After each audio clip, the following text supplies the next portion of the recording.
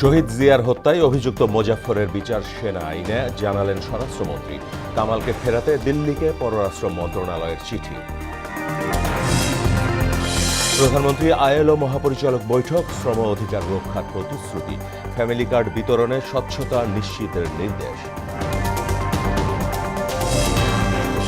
রক্তাক্ত জুলাইয়ের এই দিনে রণক্ষেত্র রাজধানী, আইন শৃঙ্খলা বাহিনীর সঙ্গে সংঘর্ষে নিহত ২৬, দেশ জুড়ে জারি করা হয় কারফিউ। এবং বিশ্বকাপ ফাইনালে স্পেনের কাছে অসহায় আত্মসমর্পণ আর্জেন্টিনার, ভরা ডুবিতে হতাশ ভক্ত সমর্থকরা, গোল্ডেন বল গ্লাভস চ্যাম্পিয়ন্সদের দখলে।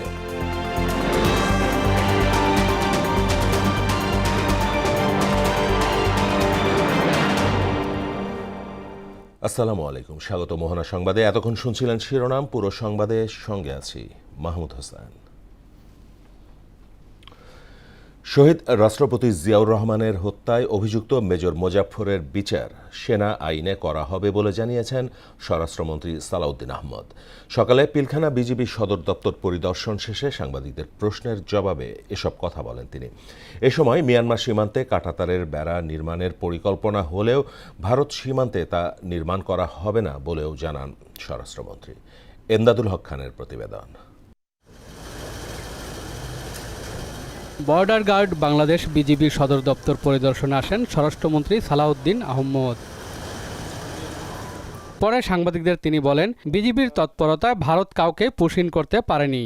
একজনকেও অবৈধভাবে এখানে পুশিন হতে দেয়নি। আমাদের বর্ডার গার্ড, বিজিবি এবং জনগণের সহায়তা আমরা সফলভাবে এখনো পর্যন্ত সেটা ঠেকাতে সক্ষম হয়েছে। মিয়ানমার সীমান্তে কাঁটাতারে বেড়া নির্মাণের পরিকল্পনা নেওয়া হয়েছে জানিয়ে তিনি বলেন, ল্যান্ডমাইন শনাক্তে যন্ত্রপাতি কেনার জন্য বিজিবিকে নির্দেশ দেওয়া হয়েছে।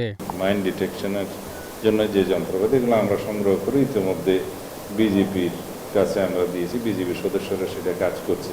মাদক চোরা চালান, তারপরে এই অস্থিতিশীল অবস্থা, গোলাগুলির কারণে আমাদের নাগরিকরা মৃত্যুবরণ করছে। তবে আমাদের প্রস্তাব আছে যে আমরা সেখানে কাঁটাতারের বেড়া নির্মাণ করতে চাই ১০৯ কিলোমিটার। এ সময় শহীদ রাষ্ট্রপতি জিয়াউর রহমানের হত্যায় অভিযুক্ত মেজর মোজাফফরের বিচার কোর্ট মার্শালের মাধ্যমে করা হচ্ছে জানিয়ে স্বরাষ্ট্রমন্ত্রী বলেন, সেনা সদস্যদের ব্যাপারে সেনা আইন প্রযোজ্য। মুজাফফর নামে যে আসামিকে গ্রেফতার করা হয়েছে তার অন্যান্য সহযোগীদের যে বিচার সেটা সামরিক আদালতে হয়েছে। তার মধ্যে তার বিষয়ে কোনো ফাইন্ডিংস আসে কিনা সেটা সেই জেনারেল কোর্ট মার্শাল দেখবে সেই আইন। এখানে আমাদের সিভিল লতে তাকে এখন আবার মামলায় অন্তর্ভুক্ত করাটা কতটা আইনসম্মত হবে সেটা তখন দেখা যাবে। ঘাতক মোজাফফরের অন্য সহযোগীদের বিচার ইতিমধ্যে সেনা আইনে সম্পন্ন হয়েছে, কিন্তু তিনি দীর্ঘদিন ভারতে পলাতক ছিলেন। তিনি পলাতক ছিলেন, দীর্ঘদিন ভিন্ন নাম ধারণ করে পার্শ্ববর্তী দেশে পলাতক ছিলেন। এমদাদুল হক খান, মোহনা সংবাদ, ঢাকা। সাবেক স্বরাষ্ট্রমন্ত্রী আসাদুজ্জামান খান কামালকে ফেরত চেয়ে দিল্লিকে চিঠি দেয়া হয়েছে বলে জানিয়েছেন পররাষ্ট্র প্রতিমন্ত্রী শামা ওবায়েদ। পলাতক আসামিদের দেশে ফিরিয়ে আইনের আওতায় আনার প্রক্রিয়া অব্যাহত থাকবে বলে জানান তিনি। দুপুরে রাজধানীতে এক অনুষ্ঠান শেষে সাংবাদিকদের প্রশ্নের জবাবে এসব কথা বলেন পররাষ্ট্র প্রতিমন্ত্রী। আরও জানাচ্ছেন উষা ফেরদাউস। 2024-এ কোটা সংস্কার আন্দোলনে তরুণরা নামলে শুরু থেকেই সরকারের দমন চেষ্টা স্পষ্ট হতে থাকে। জাতিসংঘের তথ্য অনুযায়ী এতে দেশ জুড়ে নিহত হয় 1400-র বেশি মানুষ। লক্ষ্য অর্জনে আন্দোলনকারীরা কোনো বাধাকেই পরোয়া করেনি। আমাদের দাবি নিয়ে এসেছে, এখন সেটা হাইকোর্টের কাছে এটা আমাদের শুধু আর্জি। 18-র যে পরিপত্রটা ওটা আমরা বহাল চাচ্ছি, এটাই আমাদের একমাত্র দাবি। জুলাই গণ অভ্যুত্থানে মানবতা বিরোধী অপরাধের মামলায় মৃত্যুদণ্ডপ্রাপ্ত সাবেক স্বরাষ্ট্রমন্ত্রী আসাদুজ্জামান খান কামালকে দেশে ফেরাতে ভারত সরকারের কাছে আনুষ্ঠানিকভাবে অনুরোধ জানিয়েছে বাংলাদেশ। এ লক্ষ্যে পররাষ্ট্র মন্ত্রণালয়ের মাধ্যমে ভারতকে চিঠি পাঠানো হয়েছে। এ নিয়ে পররাষ্ট্র প্রতিমন্ত্রী শামা ওবায়েদ রাজধানীতে এক অনুষ্ঠান শেষে সাংবাদিকের মুখোমুখি হয়। বলেন, আসাদুজ্জামান খানকে ফেরত চেয়ে পররাষ্ট্র মন্ত্রণালয়ের মাধ্যমে ভারতকে পৃথকভাবে চিঠি পাঠানো হয়েছে। আসাদুজ্জামান খান বাংলাদেশের আইনে ওনার বিচার হয়েছে এবং উনি যেহেতু পলাতক আসামি, ওনাকে ফিরিয়ে আনার জন্য আমরা যে চিঠিটা দেওয়ার প্রয়োজন সেটাই আমরা দিয়েছি। আমরা আশা করব যে ভারত পজিটিভ রিপ্লাই দিবে এবং যা দুই দেশের মধ্যে যে দ্বিপাক্ষিক সম্পর্ক আছে সেটাকে জোরদার করার লক্ষ্যে তারা তাদের পক্ষ থেকে যা তাদের দায়িত্ব সেটা তারা পালন করবে। জুলাই 2 বছর পূর্তি হয়েছে, আর এই সময় সুষ্ঠু বিচার নিশ্চিতে সরকারের অঙ্গীকার পুনর্ব্যক্ত করেন তিনি। 2 বছর পূর্তিতে যখন আমরা এখনো সেই শোকে আছি, এতগুলো রক্ত ঝরেছে, এতগুলো মৃত্যু হয়েছে, এই পরিবারগুলো শোকাহত আছে, সেটা অবশ্যই আমরা তো চাই যে একটা সুষ্ঠু বিচার হোক এবং সেই প্রক্রিয়াটা সরকারের পক্ষ থেকে চলমান থাকবে। পলাতক আসামিদের দেশে ফিরিয়ে এনে বিচারের মুখোমুখি করা হবে বলেও জানান পররাষ্ট্র প্রতিমন্ত্রী। যারা পলাতক আসামি, যাদের বিচার হয়ে গেছে, সাজা হয়ে গেছে, তাদেরকে ফিরিয়ে এনে বাংলাদেশের মাটিতে বিচার হবে। উষা ফেরদৌস, মোহনা সংবাদ, ঢাকা। শ্রমিকদের অধিকার সংরক্ষণ, নিরাপদ কর্মপরিবেশ এবং আন্তর্জাতিক শ্রমমান বাস্তবায়নকে সরকার সর্বোচ্চ গুরুত্ব দিচ্ছে বলে জানিয়েছেন প্রধানমন্ত্রী তারেক রহমান। সকালে সচিবালয়ে আন্তর্জাতিক শ্রম সংস্থা ILO মহাপরিচালক গিলবার্ট এফ হোংবোর সৌজন্য সাক্ষাতে এলে একথা বলেন সরকার প্রধান। পরিবর্তিত বৈশ্বিক শ্রমবাজারের চাহিদা মোকাবেলায় দক্ষ মানব সম্পদ গড়ে তোলার বিষয়ে উভয় পক্ষের মধ্যে আলোচনা হয়। এ সময় ILO মহাপরিচালক বলেন, জনগণের প্রত্যক্ষ ভোটে নির্বাচিত সরকার দায়িত্ব গ্রহণের পর বাংলাদেশের প্রতি আন্তর্জাতিক সম্প্রদায়ের আস্থা আরও সুদৃঢ় হয়েছে। পর্যায়ক্রমে সারা দেশে ফ্যামিলি কার্ড কার্যক্রম সম্প্রসারণের পরিকল্পনা ও বাস্তবায়ন কৌশল নিয়ে গুরুত্বপূর্ণ বৈঠক অনুষ্ঠিত হয়েছে। সোমবার সচিবালয়ে মন্ত্রিপরিষদ বিভাগে প্রধানমন্ত্রী তারেক রহমানের সভাপতিত্বে এ বৈঠক অনুষ্ঠিত হয়। এতে বিএনপির নির্বাচনী ইস্তেহারে ঘোষিত অন্যতম গুরুত্বপূর্ণ অঙ্গীকার ফ্যামিলি কার্ড কর্মসূচি বাস্তবায়নের অগ্রগতি এবং পর্যায়ক্রমে সারা দেশে এর সম্প্রসারণের রূপরেখা নিয়ে বিস্তারিত আলোচনা হয়। এ সময় তথ্য সংগ্রহ, যাচাই বাছাই এবং উপকারভোগী নির্বাচন প্রক্রিয়ায় প্রতিটি ধাপে সর্বোচ্চ স্বচ্ছতা ও জবাবদিহিতা নিশ্চিত করতে সংশ্লিষ্টদের নির্দেশনা দেন প্রধানমন্ত্রী।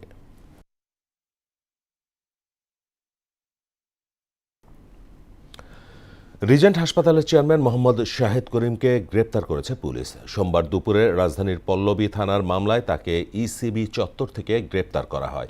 পল্লবী থানা পুলিশের চাহিদার পরিপ্রেক্ষিতে ক্যান্টনমেন্ট থানা পুলিশ তাকে আটক করে। শাহেদের বিরুদ্ধে CR মামলার ওয়ারেন্ট রয়েছে। তাকে গ্রেপ্তারের তথ্য নিশ্চিত করেছেন পল্লবী থানার ভারপ্রাপ্ত কর্মকর্তা হাসান বাশির। 2023 সালের 21 আগস্ট অবৈধ সম্পদ অর্জনের অভিযোগে দুদকের মামলায় রিজেন্ট হাসপাতালের চেয়ারম্যান মোহাম্মদ শাহেদ করিমকে 3 বছরের কারাদণ্ডের আদেশ দেন আদালত। মশক নিধনে দেশীয় উদ্ভাবনকে গুরুত্ব দিয়ে গবেষণা চালাতে দেশের প্রতিটি সিটি কর্পোরেশনকে আহ্বান জানিয়েছেন স্থানীয় সরকার মন্ত্রী মির্জা ফখরুল ইসলাম আলমগীর। সকালে রাজধানীতে মশা নিয়ন্ত্রণ প্রযুক্তি শীর্ষক এক অনুষ্ঠানে একথা বলেন তিনি। বলেন, টানা বর্ষণে এরই মধ্যে চোখ রাঙাতে শুরু করেছে ডেঙ্গু। বিস্তারিত জানাচ্ছেন বিজন কুমার। বর্ষা মৌসুমের পর প্রতি বছরই দেশ জুড়ে ছড়িয়ে পড়ে ডেঙ্গুর আতঙ্ক। চলতি মাসের শুরুতে টানা বর্ষণে এরই মধ্যে চোখ রাঙাতে শুরু করেছে ডেঙ্গু। এমন বাস্তবতায় রাজধানীর ইঞ্জিনিয়ার্স ইনস্টিটিউশনে ইউথ টু ওয়ার্ল্ড আয়োজন করে মশা নিয়ন্ত্রণ প্রযুক্তি শীর্ষক অনুষ্ঠানের। এ সময় মশার লার্ভা ধ্বংসের প্রযুক্তি প্রদর্শন করা হয়। অনুষ্ঠানে বাংলাদেশি উদ্ভাবক MA হামিদ তার উদ্ভাবিত প্রযুক্তির কার্যকারিতা তুলে ধরেন। আমাদের উৎপাদিত পণ্য যদি সাধারণ জনগণের হাতে নাই বা থাকে, তারা শুধু ওই পানি ঢেলে দেন, পানি শুকিয়ে নেন, পরিষ্কার করেন, এগুলো বললেই কাজ হবে না। নিঃসন্দেহে তাদের কাছে কোনো না কোনো একটা পণ্য থাকতে হয় যেটা দিয়ে তারা এই প্রতিকার পাবে।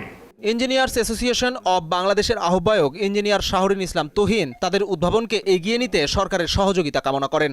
ছোট বড় বিভিন্ন সাইজের কিন্তু আমাদের দেশে উদ্ভাবক আছে, এরকম কোনো ফ্যাসিলিটি নাই। যদি কোনো প্রতিষ্ঠান থেকে, যদি কোনো সরকারের কোনো অংশ থেকে আমরা এটাকে একটা প্রোডাকশনের একটা রূপ দিতে পারতাম। অনুষ্ঠানে ভার্চুয়ালি যুক্ত হয়ে ডেঙ্গুর প্রকোপ থামাতে মশার লার্ভা ধ্বংস করার বিকল্প নেই বলে জানান স্থানীয় সরকার মন্ত্রী।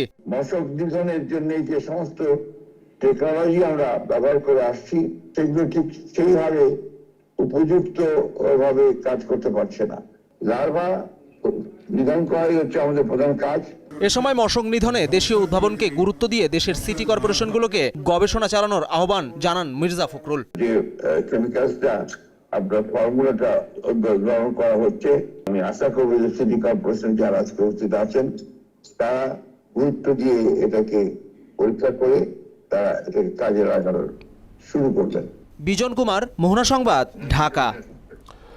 বিগত ফ্যাসিস্টের আমলে দেশের সব গণতান্ত্রিক প্রতিষ্ঠান ধ্বংস করা হয়েছিল বলে অভিযোগ করেছেন প্রধানমন্ত্রীর রাজনৈতিক উপদেষ্টা এবং বিএনপির সিনিয়র যুগ্ম মহাসচিব রুহুল কবির রিজভী। বলেন, দেশের বাইরে একটি মহল দেশকে আবারও অস্থিতিশীল করার অপচেষ্টা করছে। জুলাই সনদ বাস্তবায়নে সরকার কাজ করছে বলেও জানান প্রধানমন্ত্রীর এই রাজনৈতিক উপদেষ্টা। তানজিদ ভুইয়ার প্রতিবেদন। সোমবার সকালে IUBAT-তে তারুণ্যের স্টার্টআপ ও সম্ভাবনার বাংলাদেশ গড়ার লক্ষ্যে আলোচনা সভা ও শীর্ষক সেমিনারে যোগ দেন প্রধানমন্ত্রীর রাজনৈতিক উপদেষ্টা এবং বিএনপির সিনিয়র যুগ্ম মহাসচিব রুহুল কবির রিজভী। আমাদের সৌভাগ্য যে ওনার মতো একজন চিফ গেস্ট আমাদের কাছে আজকে আসছে। সেমিনারে সবাইকে নিয়ে প্রধানমন্ত্রী তারেক রহমানের তারুণ্য নির্ভর বাংলাদেশ গড়ে তোলার আহ্বান জানান বক্তারা। নিজেকে যাচ করার জন্য নিজেই এখানে পরীক্ষা দিতে পারছি এবং নিজেও জ্ঞান বৃদ্ধি করতে পারছি। শুধু তাই না, এখানে আমরা ভুল চেঞ্জ করতে পারছি। যে কোনো প্রয়োজন ডক্টর উকিল যখনই আমরা যেটাই প্রয়োজন মনে করতেছি। আমরা দুঃসময়ে বাংলাদেশের পাশে ছিলাম। তারেক রহমান আপনাদের সবাইকে নিয়ে সুন্দর একটা দেশ গড়তে চাই। আমরা যদি একসাথে কাজ করতে পারি, ইনশাআল্লাহ আমরা আগামীতে বাংলাদেশের মানুষকে একটা সুন্দর দেশ উপহার দিতে পারব। এতে প্রধানমন্ত্রীর রাজনৈতিক উপদেষ্টা এবং বিএনপির সিনিয়র যুগ্ম মহাসচিব অভিযোগ করে বলেন, বিগত ফ্যাসিস্টের আমলে দেশের সব গণতান্ত্রিক প্রতিষ্ঠান ধ্বংস করা হয়। একজন ভয়ঙ্কর দানব রাষ্ট্র ক্ষমতায় টিকে ছিলেন, জোর করে সমস্ত প্রতিষ্ঠানকে ভেঙে কি নির্বাচন কমিশন, বিভিন্ন ডেমোক্রেটিক ইনস্টিটিউশন, গণতন্ত্র যেখান থেকে শক্তিশালী হয়, জুডিশিয়ারি, ইলেকশন কমিশন, তারপর মিডিয়া, সবকিছুকে ভেঙে তছনছ করে দিয়েছে। উনি যা বলবেন মিডিয়ায় তাই প্রচার করতে হবে। সমস্ত মিডিয়া নিয়ন্ত্রিত। ফ্যাসিস্টরা তাই করে, প্রত্যেকটি দেশে যাই করে, আমাদের এখানেও তাই হচ্ছে। দেশের বাইরে একটি মহল দেশকে ফের অস্থিতিশীল করার অপচেষ্টা করছে অভিযোগ করে জুলাই সনদ বাস্তবায়নে সরকার কাজ করছে বলে জানান তিনি। প্রধান ইস্যু কিন্তু একটা মিনিমাম আন্ডারস্ট্যান্ডিং এর মধ্যে থাকতে হবে। সেই আন্ডারস্ট্যান্ডিং এর মধ্যে না থাকলে আবার গণতন্ত্র বিপন্ন হবে এবং এই বিপন্ন হওয়ার মধ্যে দেশের স্বাধীনতা সার্বভৌমত্বের সুরক্ষাটাও নিশ্চিত হবে। গণতন্ত্র বিরোধী শক্তির পুনরুত্থান করতে পারে বিপুল পরিমাণ টাকা এবং দেশের বাইরে থেকে মদত পেয়েও নানাভাবে তারা শক্তিশালী হতে পারে। দেশের শিক্ষা ব্যবস্থা উন্নত বিশ্বের সঙ্গে সমন্বয় করে তারুণ্যের ভবিষ্যৎ তৈরি করার আহ্বান জানান রিজভী। মস্তিষ্কে চিরস্থায়ী দাগ ফেলার জন্য এখনো বোধহয় বই পড়ার বিকল্প কিছু আছে বলে আমি মনে করি। তানজিদ ভুইয়া, মোহনা সংবাদ, ঢাকা। দেশের গণতন্ত্রকে নস্যাৎ করতে পার্শ্ববর্তী দেশ মুখিয়ে আছে বলে মন্তব্য করেছেন বিএনপির ভাইস চেয়ারম্যান শামসুজ্জামান দুদু। এ লক্ষ্যে সকলকে সচেতন থাকার আহ্বান জানান তিনি। দুপুরে জাতীয় প্রেস ক্লাবে শিক্ষা বিস্তারে অন্তরায়, মাদক ও আওয়ামী দোসরের গভীর ষড়যন্ত্র শীর্ষক মতবিনিময় সভায় তিনি এসব কথা বলেন দেশের একটি পক্ষ এবং পার্শ্ববর্তী দেশ গণতন্ত্র নস্যাৎ করার চেষ্টায় লিপ্ত। এ সময় প্রধানমন্ত্রীর স্বপ্ন বাস্তবায়নে সকলকে ঐক্যবদ্ধ থাকার আহ্বান জানান বিএনপি এই নেতা। এই মুহূর্তে সবথেকে বড় ঘটনা হচ্ছে গণতন্ত্রকে রক্ষা করা। গণতন্ত্র এখন সবথেকে বড় চ্যালেঞ্জের মধ্যে আছে। অর্থাৎ মহল বিশেষ এই দেশটাকে যারা ধ্বংস করতে চায়, পার্শ্ববর্তী দেশও এখানে বসে আছে। সেই জন্য আমাদেরকে সতর্ক থাকতে হবে, ঐক্যবদ্ধ থাকতে হবে। এবার রক্তাক্ত জুলাই প্রসঙ্গ।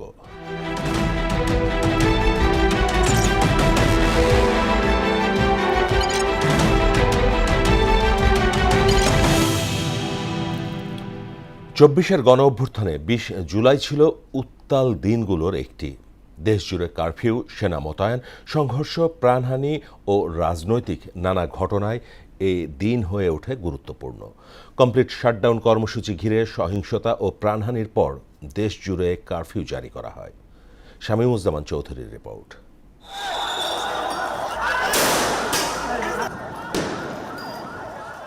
2024 সালের 19 জুলাই বৈষম্য বিরোধী ছাত্র আন্দোলনের গুলিতে দেশের বিভিন্ন স্থানে প্রাণ হারায় 67 জন, আহত হয় সহস্রাধিক মানুষ।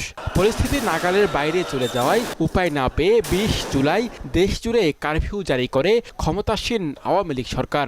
মাঠে নামে সেনাবাহিনী। সান্ধ্য আইন উপেক্ষা করেই রাজধানীর যাত্রাবাড়ি, উত্তরা, বাড্ডা, মিরপুর ও মোহাম্মদপুরে সংঘর্ষের ঘটনা ঘটে। কারফিউয়ের প্রথম দিনেই বিভিন্ন স্থানে সংঘর্ষে অন্তত 26 জন নিহত হন। তৃতীয় দিনের মতো সারা দেশে ইন্টারনেট সেবা বন্ধ রাখে সরকার। কারফিউ চলার সময় বন্ধ থাকে যান চলাচলও। পরবর্তী নির্দেশ না দেওয়া পর্যন্ত কারফিউ বহাল রাখার পাশাপাশি 21 ও 22 জুলাই নির্বাহী আদেশে সাধারণ ছুটি ঘোষণা করে সরকার। রাজধানীর বাইরে বিভিন্ন এলাকাতেও সংঘর্ষের খবর পাওয়া যায়। এদিন মেট্রো রেলের কাজীপাড়া মিরপুর 10 স্টেশনে অগ্নিসংযোগ ভাঙচুরের ঘটনাও ঘটে। এদিন বৈষম্য বিরোধী ছাত্র আন্দোলনের অন্যতম সমন্বয়ক নাহিদ ইসলামকে আইনশৃঙ্খলা বাহিনীর পরিচয়ে তুলে নেওয়া হয়েছে বলে অভিযোগ করে তার পরিবার। অন্যদিকে কোটা সংস্কার আন্দোলনের 3 সমন্বয়ক রাষ্ট্রীয় অতিথি ভবন পদ্মায় সরকারের 3 মন্ত্রীর কাছে 8 দফা দাবি তুলে ধরেন। কি দাবি বা পদক্ষেপ বাস্তবায়ন করলে সেই দ্বারটি উন্মুক্ত হতে পারে, সেই জায়গাটি স্পষ্ট করার জন্য আজকে আমরা এখানে এসে দাবি পেশ করেছি। এদিন দেশের সার্বিক পরিস্থিতি বিবেচনা করে তৎকালীন প্রধানমন্ত্রীর স্পেন ও ব্রাজিল সফরও বাতিল করা হয়। জুলাই গণঅভ্যুত্থানের ঘটনা প্রবাহে 20 জুলাই দেশের রাজনৈতিক ও সামাজিক ইতিহাসে গভীর ছাপ রেখে গেছে। পরবর্তী দিনগুলোতে আন্দোলন আরও বিস্তৃত হয়ে নতুন মোড় নেয়। শামীমুজ্জামান চৌধুরী, মোহনা সংবাদ। এদিকে মেসির স্বপ্নভঙ্গের রাতে হতাশায় পড়েছেন বাংলাদেশের আর্জেন্টাইন সমর্থকরা। টিএসসির বড় পর্দায় খেলা দেখার সময় প্রিয় দলের পরাজয়ে বিমর্ষ হয়ে পড়েন তারা। এর বিপরীতে উল্লাসে মাতে স্পেন সমর্থকরা। ঢাকা বিশ্ববিদ্যালয়ের টিএসসি সহ রাজধানীর বিভিন্ন স্থানে খেলা দেখতে ভিড় করেন 2 দলের ফ্যানরা। হতাশা থাকলেও পরাজয়কে সহজভাবেই নিচ্ছেন মেসি ভক্তরা। অনেক ইচ্ছা ছিল জিতবে আজকে, একদম মুড খারাপ হয়ে গেছে মেসির খেলা দেখে একদম। আজকের ম্যাচ আমরা বাকি ম্যাচগুলোর থেকে একটু খারাপ খেলেছি। যে মেসি হচ্ছে ওয়ার্ল্ড সেরা, সে গড অফ ফুটবল, ম্যাজিশিয়ান, তার সাথে কোনো প্লেয়ারের তুলনা নাই। চুয়াডাঙ্গার জীবননগর স্কুল ছাত্রী মরিয়মকে ধর্ষণ ও হত্যার দায়ে আসামি আবুল হোসেন ওরফে ফটিককে মৃত্যুদণ্ড এবং 2 লাখ টাকা জরিমানা করেছে আদালত। দুপুরে বিচারক মোহাম্মদ মুফতাদির আলম এর রায় ঘোষণা করেন। এদিকে চট্টগ্রামের পাহাড়তলী এলাকায় স্কুল ছাত্রী আবিদা সুলতানা আয়নিকে খুনের মামলায় আসামি রুবেলকে মৃত্যুদণ্ড দিয়েছে আদালত। অন্যদিকে মাগুরার 6ষ্ঠ শ্রেণীর ছাত্রী রাজিয়া খাতুনকে ধর্ষণ চেষ্টা ও হত্যার মামলায় এক আসামির মৃত্যুদণ্ডের আদেশ দিয়েছেন আদালত। সকালে মাগুরা জেলা ও দায়রা জজ আদালতের বিচারক মিজানুর রহমান এ রায় দেন। দেশে 24 ঘন্টায় হামের উপসর্গ নিয়ে আরও 5 জনের মৃত্যু হয়েছে। একই সঙ্গে হাম ও হামের উপসর্গ নিয়ে আক্রান্ত হয়েছে 1069 জন। হামের উপসর্গ নিয়ে শুধু সিলেট বিভাগেই 3 শিশুর মৃত্যু হয়েছে। পাশাপাশি এই সময়ে হামের উপসর্গে ঢাকা ও চট্টগ্রাম বিভাগে 1 জন করে মোট 2 শিশুর মৃত্যু হয়েছে। এ নিয়ে মৃত্যুর সংখ্যা দাঁড়িয়েছে 793 জনে। স্বাস্থ্য অধিদপ্তরের হাম বিষয়ক নিয়মিত প্রতিবেদনে এ তথ্য জানানো হয়। এদিকে ডেঙ্গুতে সারা দেশে 3 জনের মৃত্যু হয়েছে বলে জানায় স্বাস্থ্য অধিদপ্তর। শেষ করব মোহনা সংবাদ যাবার আগে শিরোনামগুলো আবার।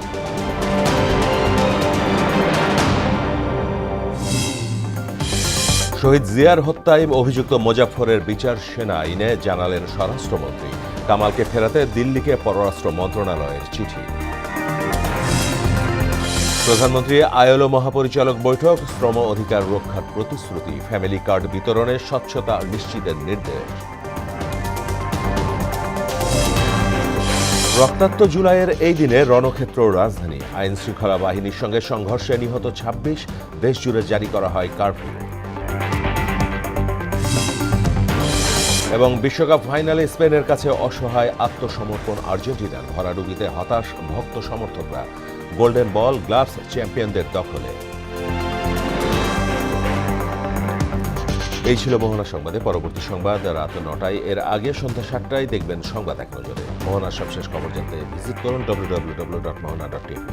সংবাদ দেখতে পারেন ফেসবুক ও ইউটিউবে।